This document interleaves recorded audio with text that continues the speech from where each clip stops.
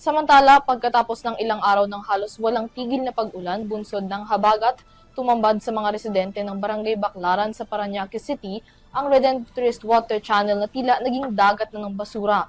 Ang mga basura kasi na mula sa Manila Bay, inagos patungo sa nasabing water bay na naging rason sa pagkabara ng daluyan ng tubig at nagresulta sa mas malalang isyu ng pagbaha sa lugar.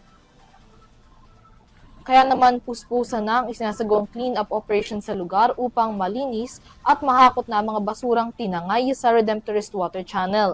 Sa pagpapatuloy ng operasyon, may ilang bahagi na ng ilog ang partially cleaned na. Ngunit nahihirapan ng mga otoridad na mapabilis ang clean-up operations dahil sa tuwing umuulan, muling inaagos ang mga basura at tila nadaragdagan pa. Dahil dito, nag-set up ang Department of Public Works and Highways ng isang metal wire o net na magsisilbing barrier para mapigilan ang mga basura na maanod pa sa mga bahagi ng ilog na nalinis na.